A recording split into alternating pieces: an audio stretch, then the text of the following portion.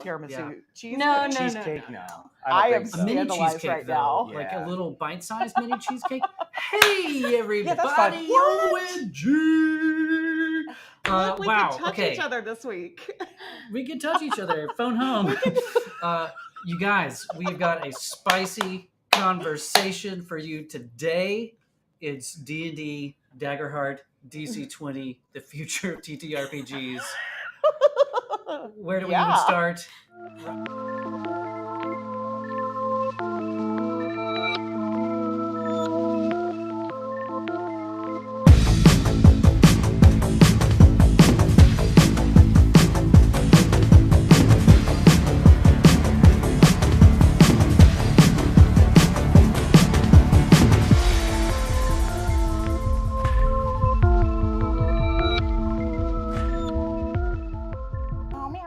Hey! Wow, you guys, we are live and on location from my house. I'm Evan. I'm Fitz. I'm Matt. I'm Allison. Oh wow! That I can was hear you wrong. guys That really before we did. hear you guys. I know. That's Yeah, I had a Matt, feeling Allison- that was going to be a problem. Oh yeah. There's definitely a delay. Oh boy, Have we done? it's Oh, palpable. boy. So we're just gonna do the best we can. Yeah, you guys, we're at my house. Matt and AK are in the other room, in our Mhm. dining room, where we're Being just loud. 24 hours around the clock playing D&D and other games. Yes, And yes. speaking of D&D, we're going to do something on this channel that we haven't really done in a while, which is talk about Dungeons and Dragons. Dungeons and Dragons. Has anybody here ever heard I'm of uncomfortable. Wild. it? Wild, we know. Yeah. Who's yeah. Who's here? Who's with us? Who's with You us? know? Seth, the GM, with us Digital literally Twisted. and figuratively. Mm-hmm. I got to Um, meet Seth, the GM, for the first time. You got to meet Seth the GM for the first time. You were the And last it's everything I cracked up dimensioner. to be. Oh, Yeah. God, and he's, more. He's just the most wonderful man. I hope that everyone here gets to meet him at some point in person. Yep. DigiTwist.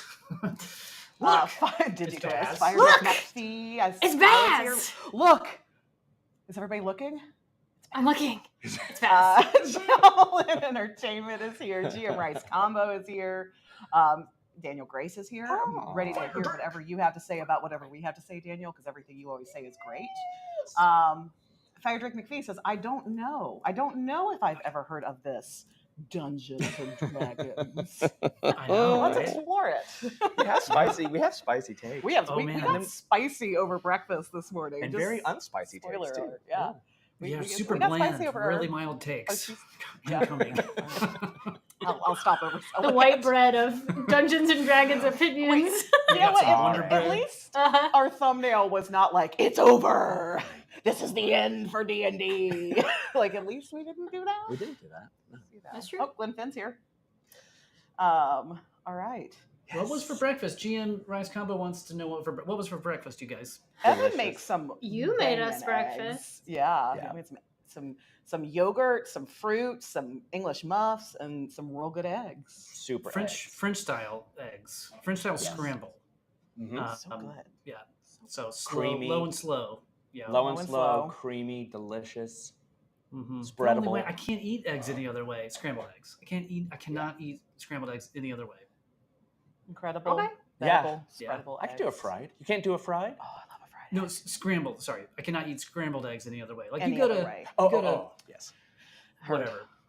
You know, you go to Denny's and they give you that like super hard, kind of crumbly, dry Yes. egg. That's Gross. nobody needs that in their life. Nobody. Life's too short. Life's too short for bad eggs and bad D&D games. Oh, Tabletop that's role-playing true. Oh games. snap! Coming out. Was that a good swinging. segue? You Did I did do it. a good job? Grand That was slam. almost as good as Seth's. Seth is the king of the non sequitur. Uh-huh. And speaking of eggs, how about that D&D? Speaking of eggs, how about so to kind of catch everybody up who's new to the lore of the pocket dimension, a couple of years ago, Matt and I had some big birthdays, and we thought, you know what would be fun? What if we rented a castle and played Yeah. TTRPGs around the clock? So we did, and it was fun. And Mhm. this year, Evan is having a big birthday. So we thought, what if we just went to Evan's castle? Yeah. Because it is. Because it is a castle. Because it is a castle here. Yeah. It's beautiful and Mhm. wonderful, and we love it here. It is. It's a And wonderful play moat. TTRPGs around the clock. So we Alligator. dug them up. we did. The moat look it's a little green today, but like everything's fine. Nobody panic. Alligator Yeah, delivery is don't- coming tomorrow. Don't forget to like the stream. Yeah, we got to be protected before Seth gets here again. Yeah, so we convened here on Wednesday, Yes. and our good friend Seth came over and led us through mine and Matt's and Fitz's first time doing Blades in the Dark. Yeah. Not Evan's first time. Evan is an old pro by now. Yeah. And then yesterday we tried to break D&D. Yeah. With all the things you find wrong with it. And we kind of did. Yeah, we did. And then We went down the doom spiral of homebrew options. Right. We dialed some stuff in. We did. It was fun. It was fun to workshop some ideas, things that we haven't seen people solve for in other systems, be they Nimble or a lot of the dungeon coaches homebrewing stuff, things that, that people get close to or hint at, but we just want to tweak for ourselves. So we don't do that in our Strahd game. We don't do that in our, we just want to get into the campaign and go. So we're taking the time here while we're all together in person to just experiment with some things to make 5e a little bit more fun for us. So, And it's 100% because of these other games, which we'll get to later, but these other games like DC20 and Daggerheart and Shadowdark, that now that we are so versed in the TTRPG verse. We could add our proficiency bonus, if not expertise. Now that we've done that, times 2. Now that we've done that, we miss things. Yeah. Though we love 5e too. It's like, that's what we're all about today, y'all. Yeah. Eventually we'll figure it all out and we'll stop workshopping it and then we'll share it with y'all what we actually come up with. But right now it's a little if you're interested. So what is our entry point today? Where are we starting? There's a lot, obviously, there's a lot of people, D&D shorts, Mike Shea, tons of people are talking about everything that's been dropping out of the wizard's mouth onto the internet about whatever it is, 5e, 5.5, 6e, 1D&D, 2024, who the hell knows? Right. It doesn't really matter. Yeah. Does anybody know what it's actually being called? I don't think so. I don't think they've seen it. I assume 1D&D. I haven't seen that branding anywhere, though.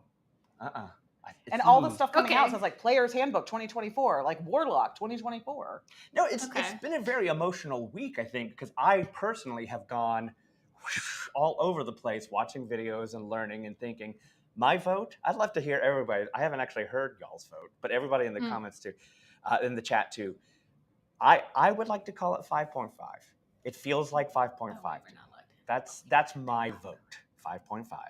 It means that you could play 5e, you could play Tales of the Valiant, you could play all manner of things. That's my vote. All right. So Rice Combo says it's called 2024 edition.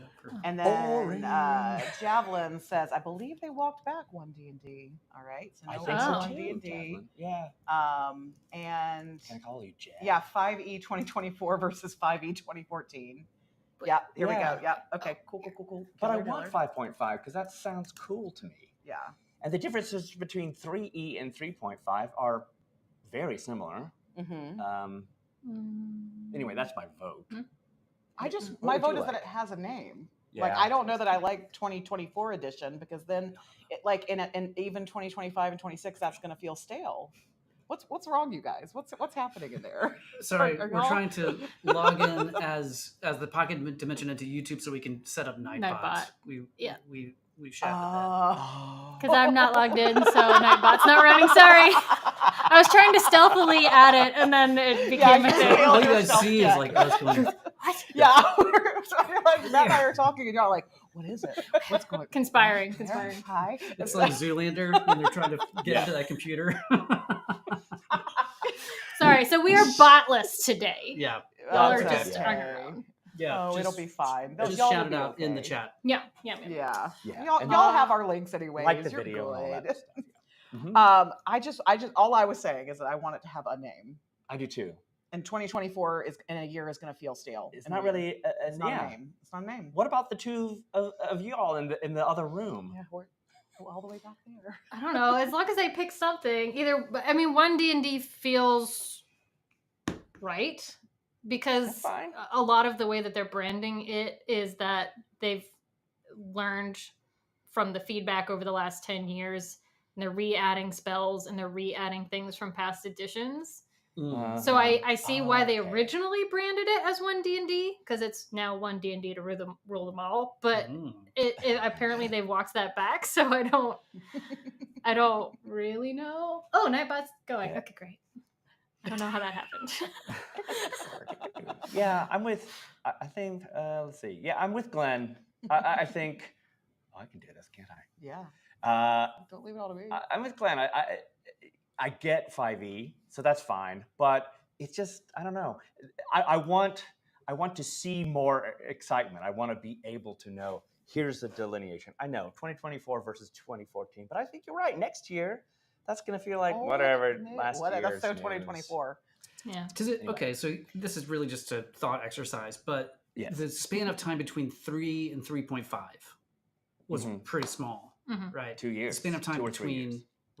between 5e and now 10 years. It's a really long time. So maybe it just feels too long to say it's 5.5, even though 3 to 4 different systems, 4 to 5 different systems. This is not a different system. They're building on the foundation of what's already there.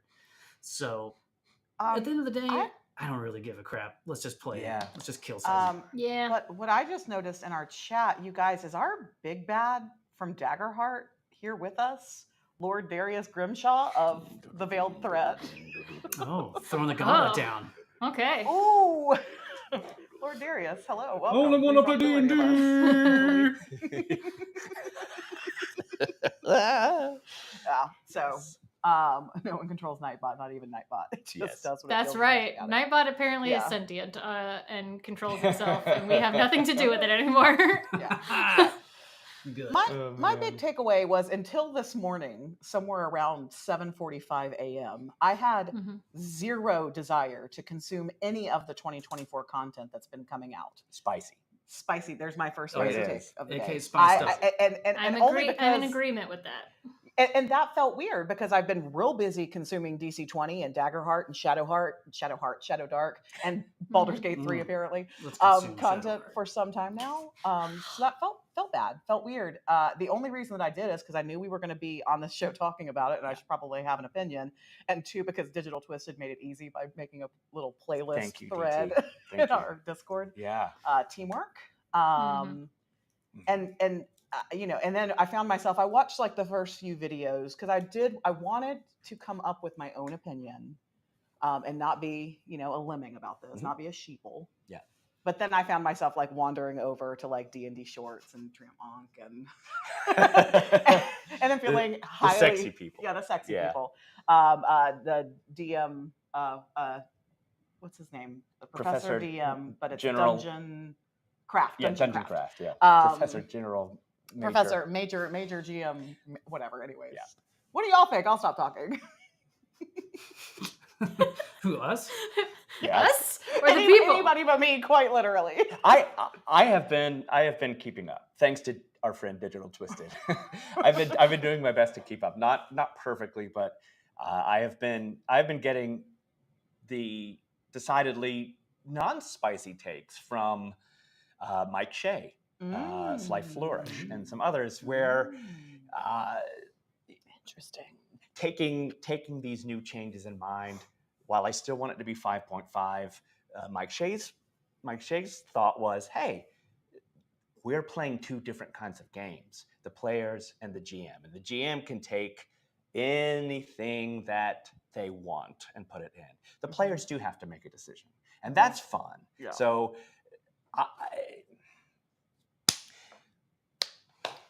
I like it. I mean, I think that people, we're about to get into this. People wanted things. Wizards of the Coast gave it to them. I think it's that simple. They wanted potions to be drunk on a bonus action. They wanted weapon mastery to make just some changes, which we all love. We across the board love weapon mastery. Is rad. They wanted, the littlest, smallest things that didn't know. And this is interesting. Evan and I didn't know that Evan and I had this much of a similarity on this, but we love being surprised by changes in the Dungeon Master Guide and the Player's Handbook and Monster Manual. Like, we don't know everything about warlocks. So for these additions to me are not that big of a deal, because I'm like, oh wow, I didn't know that you could do that in the first place. So meaning we want to be surprised and in game. We don't want to know everything about it, and then you're playing a game and the warlock in your party does something cool, and you're like, oh yeah, they did that thing. You want to go, wow, what? You can do that? What was that cool thing you did? We actively don't want to know. You're saying the same. You're saying the same thing is true as a dungeon master. Is that right? Yes, as a dungeon master, okay. I love it when the players go and I go, wait, you can do that? You can do that? What? And I'm like, that's fun for me. And I know that now, whatever the 5.5 2024 edition is really not going to change that for me. It is really simply going to be, what do I need to learn? Weapon mastery, because that's completely different. What don't I need to learn? All the little spells that are added, all of the different, little bits and bobs. I don't need to know those things. So in other words, who just said who's not super excited? Look, it's Baz. Look, Baz. Like, check it out. Not anything excited. I don't know that we need to get excited, Baz. I think here's a spicy take. I think that's the coolest thing about 3.5 and what I'm going to be calling 5.5. I think that's good. That unless they were going to try to do a version from 3.5 to 4, which made people burn down each other's houses, right? Like, it was such a big, violent change. Unless they're going to do that, I'm going to buy all the books. I'm going to own them. I, as we've said many times on the channel, we love 5e. It is a comfortable place to be. Yeah. If it's going to stay venerable, then let it stay venerable. And we'll put it on like a nice pair of socks and a cozy sweater with that armpit hole. And the elbow and then I'm just going to be like, oh, that's a new rule. Very cool. No matter how much you wash it, it's still got a little funk. Yeah. Well, yeah. I'll tell you what, I kept my mouth. It was a heated debate at the breakfast table this morning. And I kept my mouth, for the most part, shut. Because I had not really... Because you're going to drop it right now. Because I'm going to drop it right now. Which is that I think two things are true. That I needed to miss being excited about D&D for a minute. I needed to go explore other games because of the rage that I felt about the corporatization of the game last year. Sow your wild oats.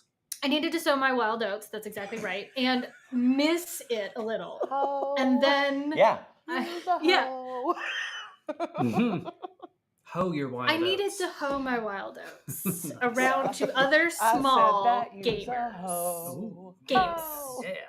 And I think that 5e, having seen the chain of events that homebrewing or some of these other games that are in development can cause when you try to tinker with something, realizing truly how balanced 5e is, I want to say that, the 2014 version 5e is like 85 to 90% baked.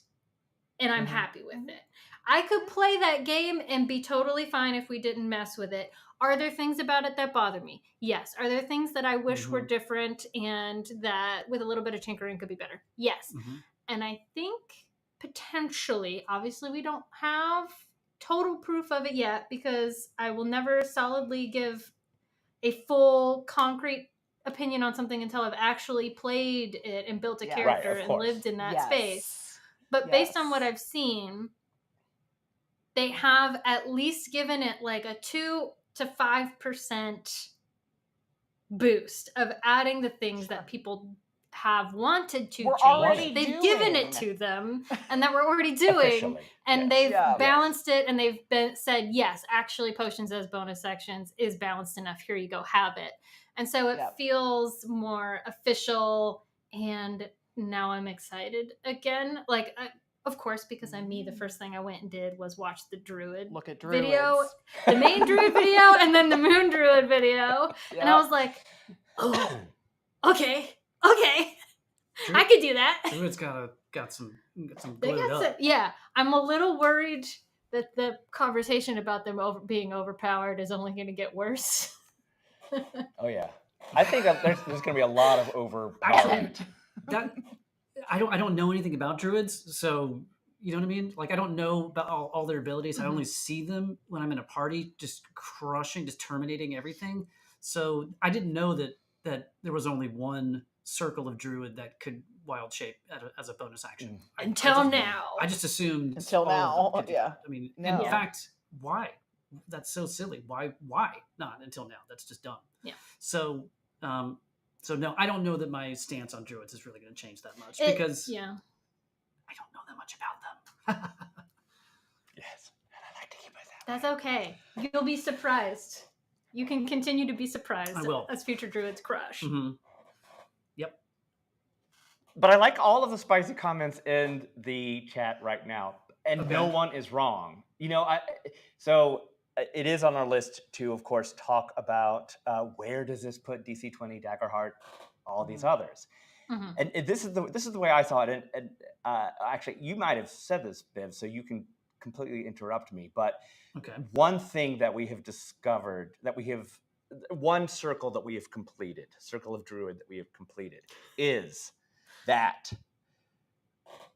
no matter what, there's two things that we know. Number one, D&D is the Kleenex / I haven't given the analogy yet. It's the Kleenex of TTRPGs. That's one thing that we know. That is the one thing. Like, if I want to talk to my aunt, my grandmother, it's a household name in heaven. She's heard of it. That's what she's going to know. That's what everyone is going to know. That's one thing that we know. Number two, that Hasbro definitely damaged trust. Yes. Absolutely damaged trust. Yes. A number of times over the years, as corporations, as megacorps do, just hurt. So, Evan, you said it so well today. This morning, when you were, as we were kind of putting this together, you understood Tales of the Valiant better than you've ever understood it. I understood DC20 better than ever. Daggerheart. It's not that those games set out to be the 6E. It's not the replacement for D&D. It's simply that these are people that depended on this thing, and they were suddenly scared. That's this is not new news. Everybody knows this, but it really, really makes sense now. It really, truly. Tales of the Valiant was never supposed to be a new game. Right. It's locking in something just in case. Now we're learning. The OGL's fine. Everything's going to go in. There will always be an SRD. I'm not saying they won't do corporate creepy things, but everybody that has a Cobalt Press game will always be able to play it. You just pull out Valiant. That's totally fine. And then the other super fun thing is that you've got Dungeon Coach. He said many times, I needed to just have a game to lock in. And when I got into it, I was like, oh man, I want to be a game designer. And he went, whew. And Daggerheart, same thing. Critical Role saw writing on wall and said, oh dang, what happens if our game gets creepy? They built a game that 100% uplifts their style, actual play. Yeah. So that's all it is. It's a beautiful thing still. But I don't think any of those games need to beat D&D. They don't have to be a killer. There's no pressure for anyone to do. All we need to do is to continue to support them. And if anything, they've taken ideas that I also wished were a part of 5e and put them in. So I think just more choices is more choices. I do want to hear. Yeah, go ahead. No, Yeah, there's a couple of different parts of this conversation that are just, for better or for worse, are kind of enmeshed, right? There's all of the OGL feelings, all of the Hasbro feelings, Mhm. all of the WotC feelings, all of the stuff that's happened that Feelings. just has left everybody with the ick factor. And Yeah. then there's the people who design the game, and then there's just the appreciation of the game outside of the Mhm. creator itself, right? So there's Yeah. so many different ways to kind of look at this. And I will say, for my own point of view, I am coming at this. I don't know anything about what's happened behind the scenes, boots on the ground at WotC or Hasbro. I don't know, like, who, I don't know much about the bad actors. I don't any of that stuff. I don't. We only have the ick from the OGL and the betrayed trust, Mhm. and then the attempt to regain that trust, and it's hard won, right? So that is, but that is less about, that's less involved in my feelings about all these new announcements than just looking at the game itself. And Yeah. and in contrast to what Glenn was saying, this is, I haven't really gone out of my way. I, like all you guys, I wasn't like waiting with bated breath for all the announcements to drop. Mhm. In fact, they dropped and I was just too busy to really go and look at it. I figured, I'll get to it. I'll get around to it later. Yeah. And then they started, trickling down through my Instagram feed, and I'd go, oh, okay, I'll watch a few seconds of that. And I go, ooh, that's cool for rogues. Ooh, that's cool for fighters. That's cool. And it did grab my attention, and it did get me excited.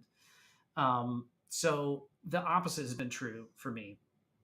And I have been able to separate my feelings about the ick versus, and this is a pretty big assumption, the game designers there who have been working hard to give players what they've been asking for over time for the past 10 years.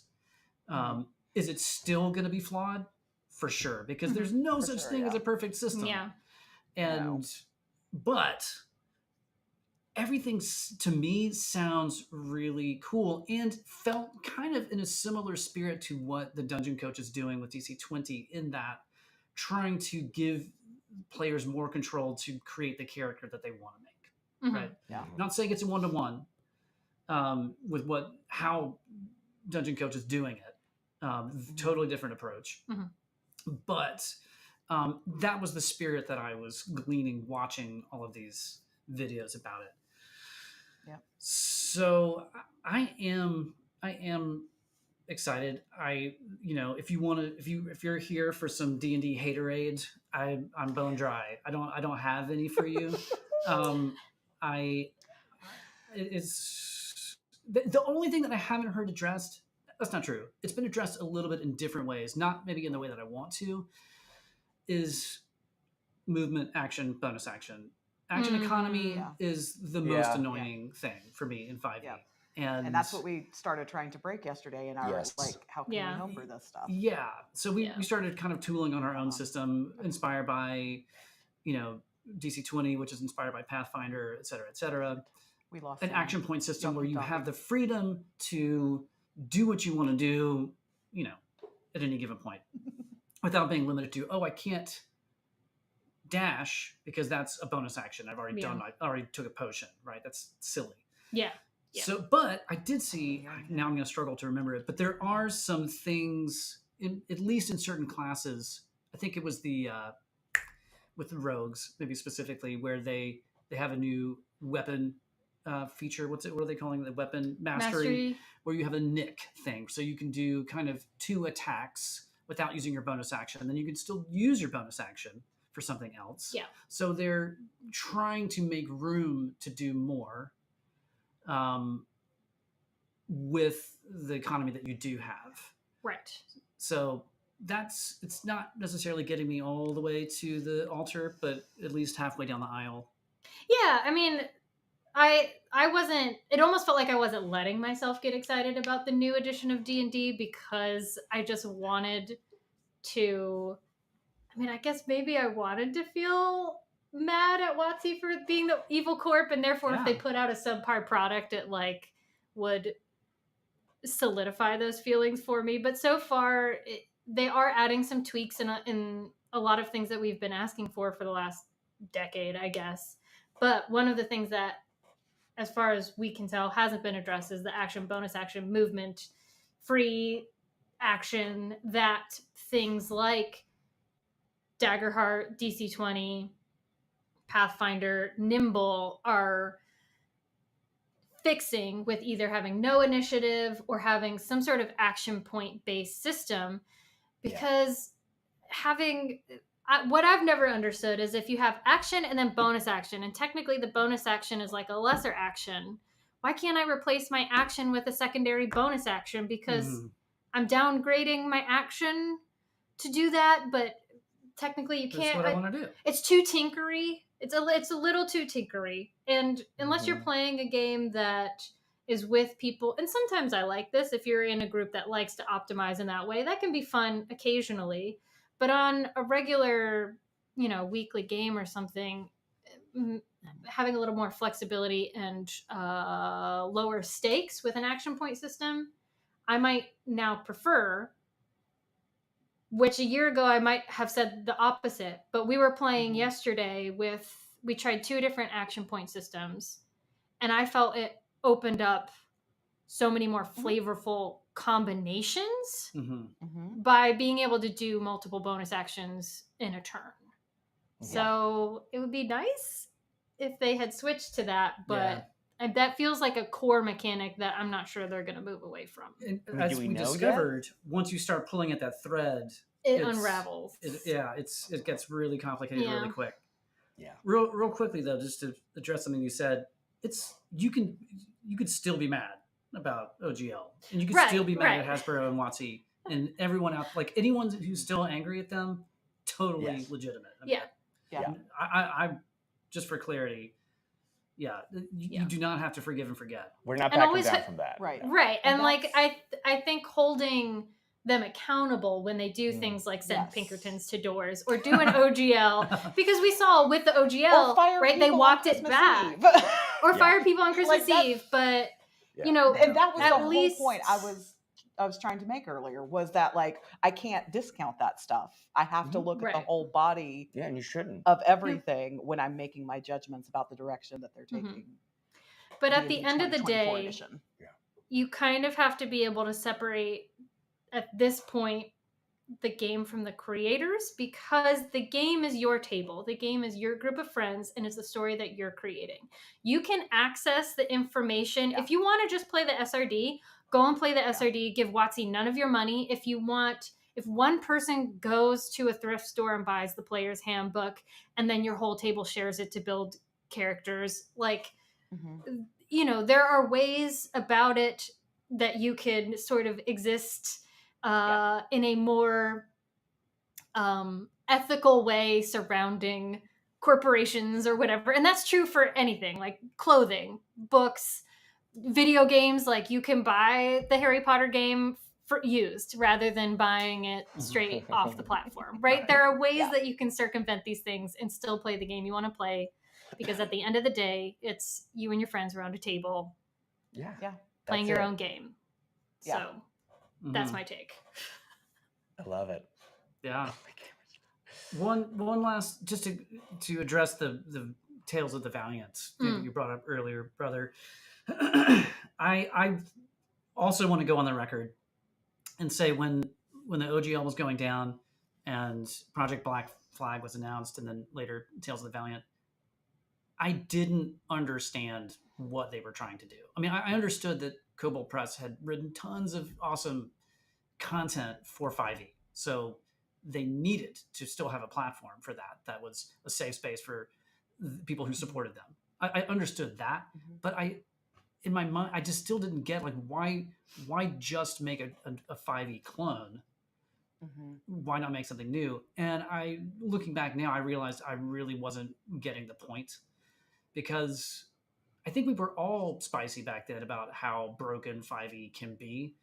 But now that on the other side of Daggerheart and the other side of DC20, these other really amazing systems that are still in their infancy,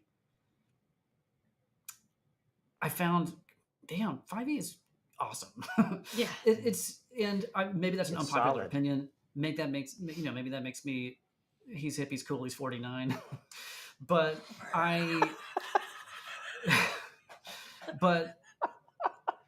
but I get it now, and I'm not necessarily, it's no longer on our channel. But at one point we had a really hot and spicy take about our experience at Gen Con last year with Kobold Press specifically.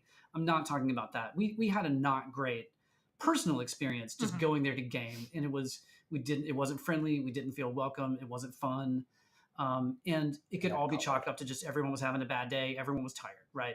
But we were there to support this, and we walked away feeling like, damn, that didn't really feel like they wanted us there. So anyway, I'm not addressing that. What I'm addressing is I didn't get it. I didn't get what they were trying to do. And now if you want to play, if you love 5e2, but you cannot get around Hasbro, you can't get around WotC, that's your jam, man. Yeah. That is your jam. Yeah. Go and get it. Go support And Kobold that's Press. what a lot of the 1000%. comments said. Yeah. That's Yeah. what one of the things we were called out on was it was Yeah. never meant to replace. It was only meant to give you another option, another out if giving more money to Hasbro. And we weren't saying that. We were not saying Right. don't support Kobold Press. Right, No, we right. are all never saying about that. support any independent creator, like Totally. that brings you joy, like that. I totally understand why the message was confused. Yeah. But because our feelings lacked clarity. Yeah. we disliked our experience with interacting with testing the system, but that is separate from the system. Yeah. Yes. Although I do stand by one of my spicy takes when it comes to Tales of Valiant, and I feel like it was misunderstood. It was bent out of context, and I'm going to die on this hill. And that is they had an over $1 million crowd fund. What did they spend it on for them to burp out the same thing? If you're going to raise money under the pretense of we're going to give you something different, better, whatever word you want to use there, and not for the record, I think that artists and designers deserve to get paid. So if they had just said, we're not the evil empire, late stage capitalism that WotC Hasbro is, give us your money and play something similar, I probably would have been like, yeah, cool. But if I had bought into that Kickstarter thinking I was going to get something different, watch them raise whatever it was, like 1.6 million, and then had gotten the same thing with luck added, I would have been disappointed. And that was the point I was always trying to make, is that it was at first like under the banner of Project Black Flag. And maybe this is my misunderstanding. So you feel like it was pitched as being it was going to be different than 5e. That was and not radically different. It wasn't, the end all be all of TTRPGs, but it was a new answer to some of the things, raised some capital for that, and then given, Yeah, I kind of seem to remember some of that too. That was always my beef with it, and it was definitely an opportunity for them to take 5e and add an action point system to it. To take 5e and do what they're doing with 5.51 D&D now, right? And add 400 spells and whatever. Yeah. Like they could have done that too, and maybe they will, because this is just Tales of the Valiant version 1. Right. But okay, yeah, I guess I'm probably misremembering it, or I'm kind of second guessing myself and going, okay, maybe I wasn't paying close enough attention back then to what they were saying and what they were delivering. Yeah, right. That I had always thought it was going to be 5e, at least adjacent. But again, our memories at this point, it's a year ago, and there was a lot going on. So high. I was so high for 2023. I was going to play TTRPGs, then I got high. No, but if you go back and you watch, that was the point that I made a year ago. It was last August, and that was the hill, and that was what I felt like kept getting people like, it's not supposed to be. I'm like, I never said it was supposed to be. I'm saying it was offered and branded as such, pitched as we're going to make some money to make something new-ish. I mean, all of it is going to, you can't ever get too far away from any of these things. Nothing is going to come out and it's going to be so radically different that it's not recognizable anymore. My expectation was never there, but I wanted you to take a little bit of the money. You wanted a little bit more DC20. Yeah, exactly. I wanted you, and that's exactly it. Like DC20 is taking the base of a TTRPG and making things different, fixing things that many people feel are broken. And that was always my beef. I want to highlight this from Derek. Remember when PF1 came out, 3.5 D&D, but demonstrably better, which made it attractive. It doesn't demonstrate the improvement in the same way. Okay, so I don't know Pathfinder so well, Derek, but that is interesting to me. Now, I'll be curious to see what you think about 5e 2014 and when all of 2024 shakes out, and to see whether you feel the same about that. If you've taken a look at Tales of the Valiant and are like, yeah, they didn't do as good of a job as Paizo did back then, but has Wizards of the Coast done? I'm just curious. I don't actually know, but that is a really good point. I've always heard that too, that it was simply a clone so that Paizo could do its own thing, which, as we were saying, is totally valid, and Cobalt Press is allowed to do.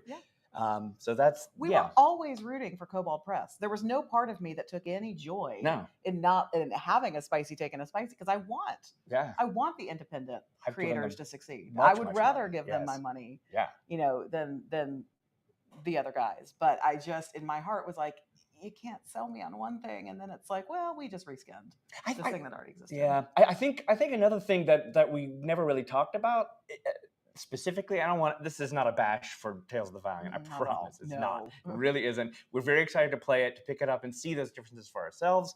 Yes, we did go immediately from a short encounter actual play to playing the game for the first time at Gen Con last year.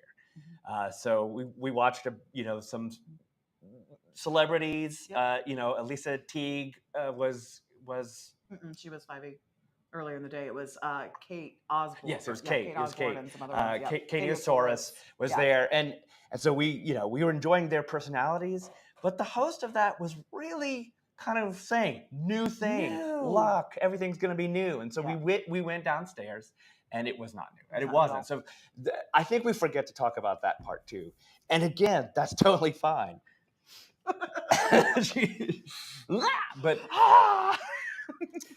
it is, I get that. Yeah, and I think our memories can be kinder. What I'm realizing now, the correct way to frame it is what all of the gamers, all of the creators, the third-party creators around 5e a few years ago were saying, which is that this game is not owned by a company, it's owned by us, and that is what Tales of the Valiant is. It is. Yes. And if that was the message, it's like, hey, this is what we're doing. If that was clearer on their part, then maybe they wouldn't have gotten as much blowback. But I get that. I'm excited to play Tales of the Valiant. I'm excited. Me too. Because it's like 100%. Your favorite sweater. The old stank pit, right? Like I'm excited to put a different version on. Still has the hole.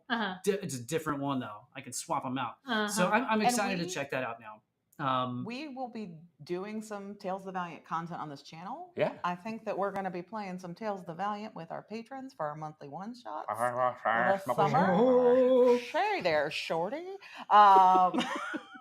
So we're all in on at least, like, I want us to be opinionated, but like actually play with the thing we're going to be opinionated about, and not just like watch a bunch of videos and be like, well, so and so said.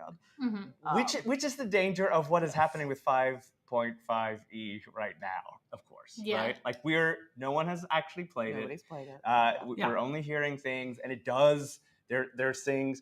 Okay. Is it time? Do I get to share my spicy opinions now? Okay, do it. Open those floodgates. Stretch it out. Get ready. Okay, so as I mentioned earlier in this here broadcast, I watched the videos first, formed my opinion, and then what was really funny is one of the analogies that I had come up with on my own was actually used by Dungeon Craft, Professor Dungeon Master. Which I thought was funny. He used it in a slightly different way. I'll share more of that in a second. So my instantaneous, within like the first 10 minutes of starting to consume some of this content from D&D, from Hasbro, WotC, Wizards, whatever we're calling it, is that they were just trying to throw too many things at it. It was an everything and the kitchen sink. They were going so broad, and they're trying to make so many people happy with so many things that it's chaotic. Throwing 400 spells is too much. It's too many. And taking credit for like, oh yeah, this is now an actual, we're going to codify these rules when they're rules that have been in our home games and tables all this time, feels a little bit bad, right? I will say weapon mastery is amazing. Yeah, it's cool. There's so many good things coming out of it. It's just too much. It's just too much for me. And the thing that came into my brain as I was consuming all of this was, it's like the frickin' Cheesecake Factory. You go to the Cheesecake Factory and you're handed a book and you have to flip through this thing and it's so overwhelming. You don't even know where to begin.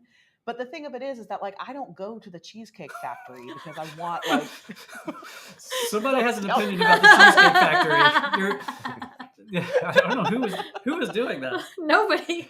A ghost. Yeah. Who goes to the Someone does Cheesecake not Factory? like your spicy Cheesecake Yeah, Factory. the ghosts are in there with me. Anyways, you don't go to the Cheesecake Factory thinking you're going to get fine dining. If that's news to anybody on this broadcast, I'm so sorry to wreck your heart that is not where you go for a good meal. Raise your hand if you've been to the Cheesecake Factory, a Cheesecake Factory. Great. Maybe? You don't know. I don't think so. I don't know if I have. And I will say the cheesecake is arguably the best part. Is it? I would hope so. As we were talking about, Do they have anything other than cheesecake? They have literally I was a surprised to book learn they had a book of extra stuff. Do you want Thai? Do you want Italian? Do you want Mexican? Do you No, want they burgers? don't. Do you want chicken? Do you want Are you serious? yes. Sushi? Ugh. Japanese adjacent things. There's like rice dishes. Okay, before I think too much about this, let's go back to it being an analogy and rather than discussing what the Cheesecake Factory offers. So the Cheesecake Factory is too much. It is overwhelming. You go in there and it's big and it's body and it's gaudy and like immediately I'm getting like my hands are sweating just thinking about going to the Cheesecake Factory because it's such an overwhelming experience. And I feel like that's what D&D 2024 edition is doing. It is giving me a very overwhelming experience because it's trying so hard to make everybody happy. Okay, that's it. That's the whole thing. And then Professor Dungeon Master made that analogy in a different way in terms of like, when you think about dining and you go to the Cheesecake Factory and you get this book and you think like, wow, there are all these options, but how really that can be confining versus if you go to a place that's truly fine dining and you're truly like eating the food of somebody who's at the top of their craft, they can make you anything that you want. And you're actually less constricted without this book of a menu that people think is like options are good, was the whole like analogy he was trying to make. So that's my shade. That's my hot take about D&D 2024 is that edit. For the love of God, edit. Just take a few things out before it hits. That's hot. That's a spicy take. Okay, that's so it. Can we point counterpoint? Yeah. I think we both have counterpoints. I want to hear yours first, though. So I've got two. I'll share the one that we talked about this morning at breakfast, and then I've got before I forget it, I'll start with my new thought. And this is more of a question. AK and Matt, do you feel, or Matt maybe doesn't share that feeling with you, AK, I don't know. But I'm on my own here. I'm on a little island. Does that feeling of overwhelm, is there a Venn diagram here? Is there a neurospicy component of like that is more overwhelming for your neurospicy brain than for others? And I'll dovetail that into what we were talking about this morning, which was, and what Matt was saying earlier, I would never sit down to read the player's handbook front to back. Never. Because I don't want to know. Like Matt said, I don't want to know what a warlock can do. I want to be surprised at the table when they do something awesome. So the menu analogy for me is not a one-to-one comparison because I'm not going to sit down to read the whole menu. I'm going to go to the burrito section and order the burrito that I want. I'm going to go to the rogue section and read about that because I'm building a rogue. Sure. Yes. So there's not, the overwhelm doesn't exist for me, but I also don't share the same kind of neurospicy brain that like, and I get it. Like you're standing at the wall at Blockbuster, RIP Blockbuster, and you can't make up your mind. I've been there, right? But this doesn't feel the same to me. That's my. I've got an addition to that. So I am not I love you, but I'm not on with you on this because of what Evan just said. If I mean, the three of you know me. You know that one of the biggest hindrances to my getting something done is the endless amount of options. Endless amount of options that I can learn about. I love learning. I love new things, and it is a full-on danger. So when I go to a restaurant, I will sometimes close the entire menu and look at the chef and say, what are you excited about? Because I want even fewer options than the menu that they're already excited about. So for me, I will agree that it could be overstuffed. I'm not disagreeing with that, but I still need a structure at the very least. So maybe what they're trying to do, slightly to your point, is they're full on encyclopedia, and that is the one D&D thing. Like they are really. You want the kitchen sink. I mean, who knows? They may have an action system by the end of the time. Sure. They may. I mean, action point. Yeah. An action point system. Yeah. So they may do away with. We don't know this Yeah. yet, but yes, that's a really good point, Viv. But we're not the same in that way. You eat the same meals every day. I can never do that. You are not. You don't have the same analysis paralysis shuts me down. Well, sure, but are shut down. Yeah, but it shuts you down in different ways. Like it makes you go, I'm going to do the thing that I know. I'm going to go with the thing that I know. Yeah. For me, it goes, there's too many things to learn. I can't finish this because there's too many options. Yeah. So that's a really interesting point, though, Biff. Yeah. I like it. Because if they seem to be advertising that the book itself is organized and edited in a way that makes information more easily accessible. Sure. So, and again, this is all hypothetical because we have not put our eyeballs on it, so we could look at it and go, oh, no. But if what they're saying is in actuality, then if things are contextualized, right, you get more in the rogue section maybe than you had before. I think I'm okay with that as long as during character creation, or when looking for rules, it is mapped out in a this or that type format. What cripples me is just looking at a dense page or a dense web of options that I have to draw from and make a pool. But if they take the things and say, so I'm going to use the druid, for example, because it's the only class I've looked at so far, but at level 1, you can choose this or this, similar to the way Daggerheart has the cards. You just put them out and you say, okay, I want Warden Renewal, or I want whatever the elemental one was. And you just pick that one. And then you move to the next thing and you just pick that. Then I'm okay with more options. Where I get frustrated is when I don't want to speak negatively about this because it is also, in its infancy, but in DC20, I get a little confused of, I almost feel like I have too much to pick from too soon. And if I make the wrong choice, I've shot myself in the foot. That may change with time. I'm not gonna. That came up big time in earlier iterations with the maneuvers when Coach was trying to say every marshal gets every maneuver, and there were people, myself being one of them, saying, "Yes, give him a list." Like at first level, you get this many, and then it goes from there. It's why It's why parry. Don't forget to parry is a joke. Is because there was too much. It's hard to keep it all straight, and especially if they're using this new player's handbook as a way to take all of the different past sources from the last 10 years and put it into one place. So if they're putting the options that are in Xanathar's, if they're putting the options that are in Tasha's and putting it in one easy to follow chart or in one breakdown, then I'm for it. Even if it's technically more information and a larger book, if it's putting everything in one place with a this or that, either or, then that's easier for me to digest, and I'm okay with more information. Yeah. Brother, you made a good point this morning, which was it's easier to reduce than to add. Yes. It is. Yes, that was my point.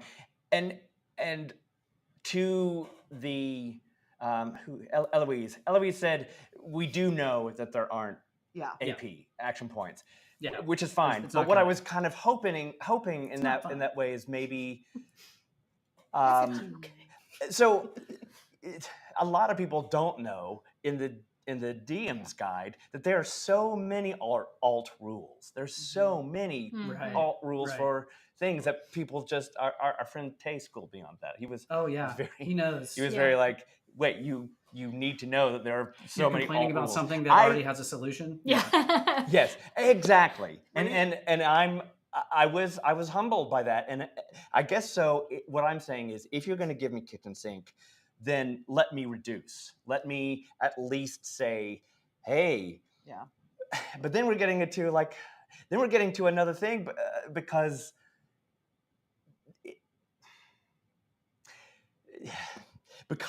now we want to champion Dungeon Coach, and we want to champion Daggerheart for their own thing. So the beauty of all of this is, I'm going to play 5e for a number of games, 5.5e, 6e. I'm going to do that. But when I'm really feeling like a raw version of action points, I want super tactics and I want that kind of sizzle.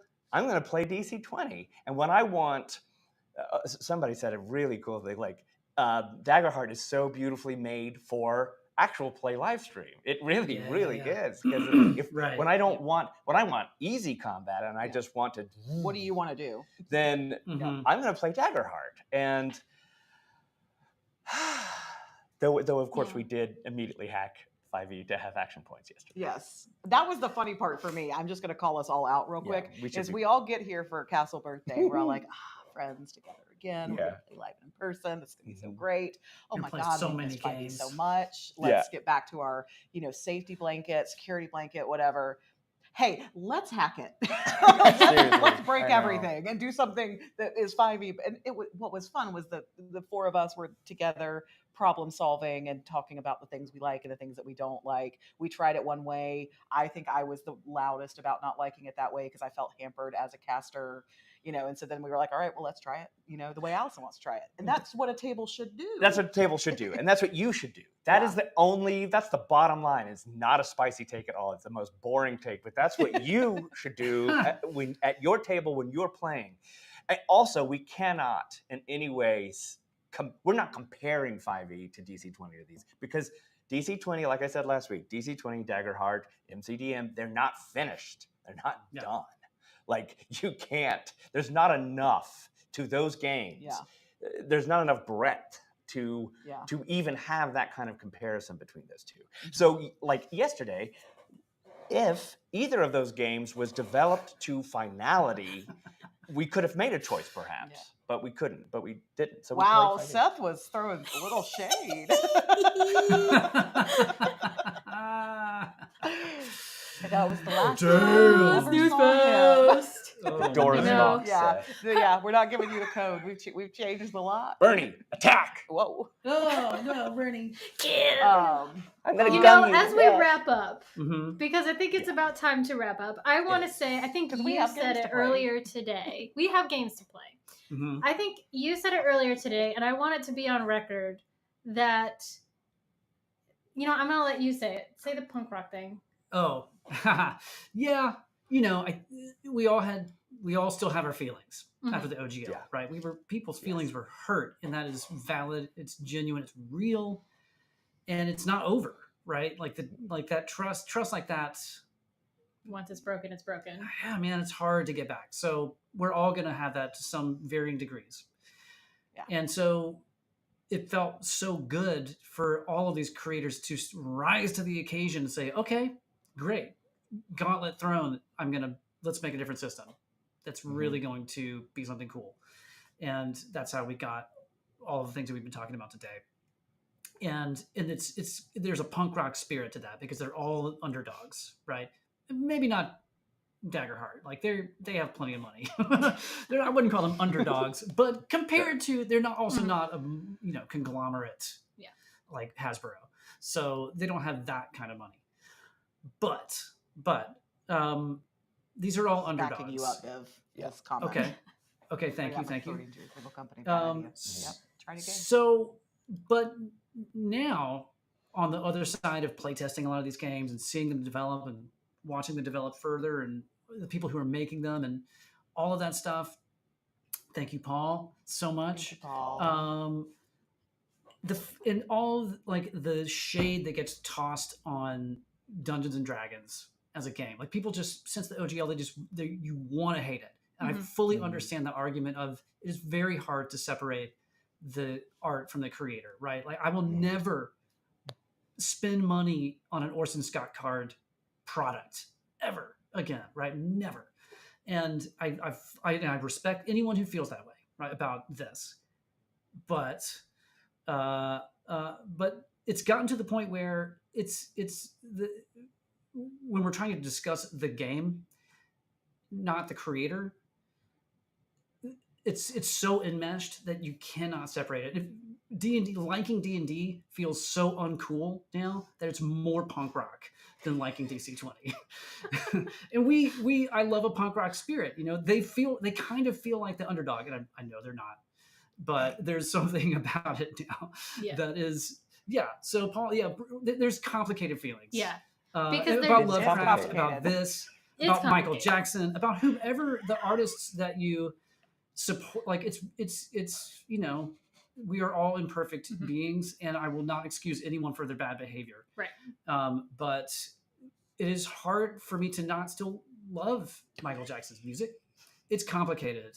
It's really, really hard. So I did a terrible job of explaining what you were talking about. It's okay. I'm going to boil it down. Thank you.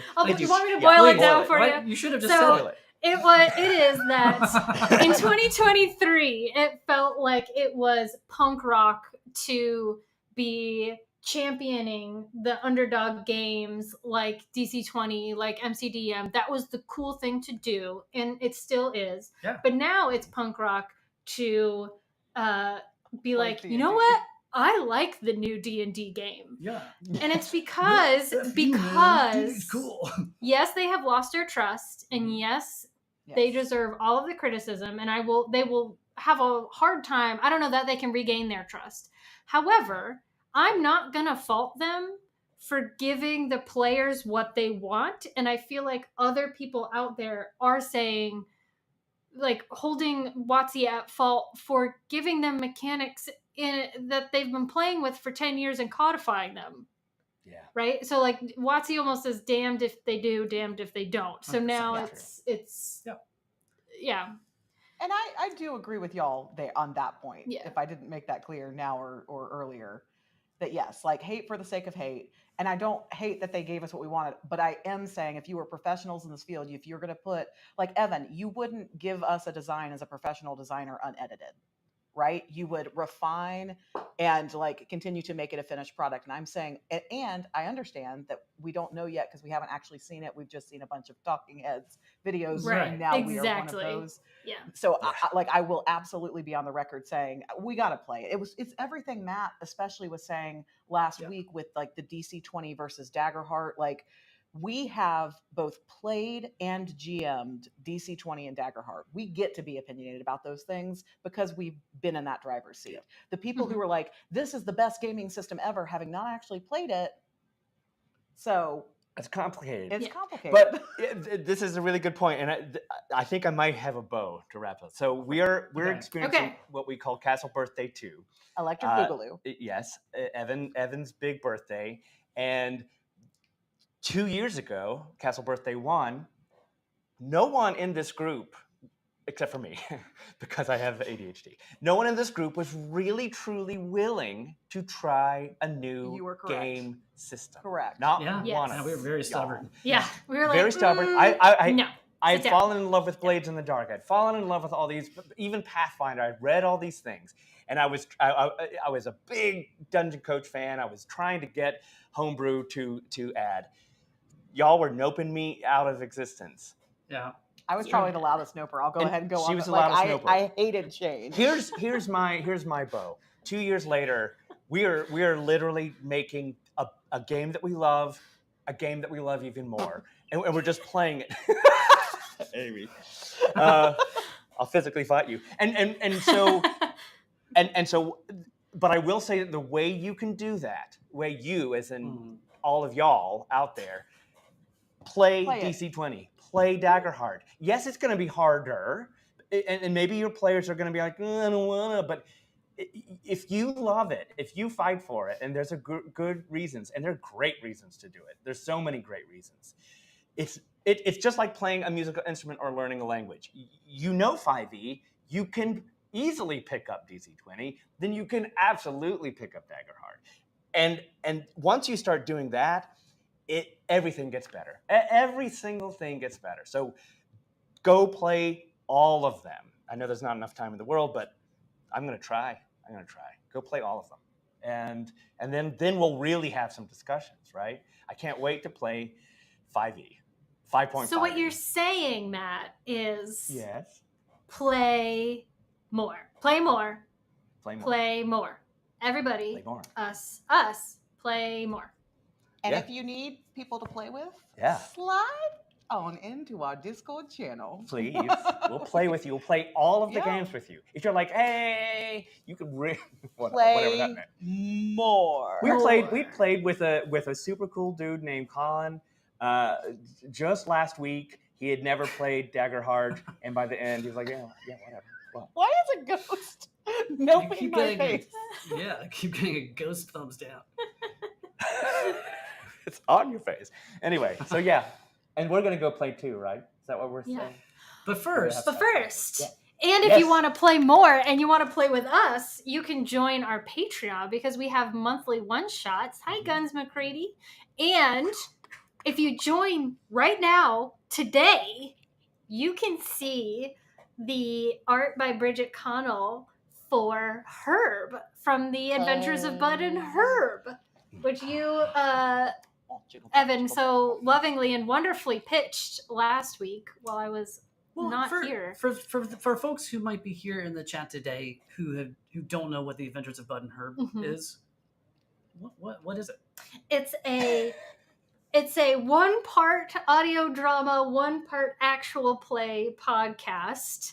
2-part buddies. 2-part buddies, 4 parts of chaos and weirdness and mushrooms. Shrooms. That Shrooms, Evan and I shrooms, have shrooms. been creating for like a minute since Castle Birthday Birthday 1. Yeah. And it's coming out July 29th. But between That's last 1 month week, from tomorrow, y'all. it's 1 month from tomorrow. Yeah. But starting last week when we dropped Bud's art to Patreon, we are sprinkling every Friday to patrons a little bit of bonus content, sneak peeks of what's to come. Mm-hmm. And starting on the 29th, we're going to start rolling out the actual podcast, which is Bud and Herb hunting for a cryptid that is haunting their town of Mistress Glen named the Cinderwood Walker, and it can kill you with its butt smells. Yeah, that's about it. That's it. That's the elevator pitch. Yeah, first All you half need of the to hear was season butt smells. Butt smells. is like a produced story. The second half is a game of D&D to tie this all together. Yeah, where we literally anything could happen. Our characters could die. We could die, and Yeah. I am kind of worried about it. And so many people, like awesome people, have helped us with this. Matt, Allison have their hands on it. I don't know if we should announce who the game master is going to be. No, we'll keep. yet, Yeah, we'll. But they are incredible. So, man, we are just so excited to share this with you. Go to our Patreon, patreon.com/Enter the Pocket Dimension, and get a sneak peek at Herb today. Right after the stream, it will go live. Publish. Yeah, And they're just so cute. yeah, They it's are. fun. Just feast your eyes upon their Feast Oh, your eyes cuteness. on- and drawn by Yeah. one of the most incredible artists in comics working today. Her name is Bridget Connell. If you're not familiar with her, Instagram.com/Bridget Connell, I think. Yeah. And she, if you are familiar with her, she's like in the Mike Mignola verse, Lady Baltimore. She's just ridiculous, and she amazingly agreed to create the character, to design them. There's still a poster to come to release. So much awesome stuff coming from her. We're just so lucky. So yeah, if you guys want weekly sneak peeks as we lead up to the premiere, join our Patreon at the Feywild tier or above. Yeah. Bye, Matt. Bye. He went to go join the Patreon. Yes, he did. Yeah. Oh, I now can't hear anything because Matt walked away. Oh God. Oh no! It's the Cinderwood Matt Walker. I can see what y'all are doing, but I can't hear it anymore because Matt was my sound. Too bad. Oh no! Boo. We don't know. I think that's a show. I think that's a show. I think that's a show. I think that's it. Come on, AK! Why are you being sad? Get your butt in here. Because I can't hear. Oh, I was supposed to come in.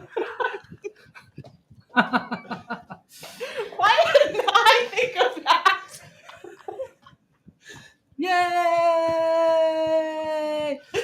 Thanks, you guys. We'll see you next week. Who presses the button to go to the Me! Oh no! outro? Where is it? In broadcast up top right now. Oh, Or you can... yeah!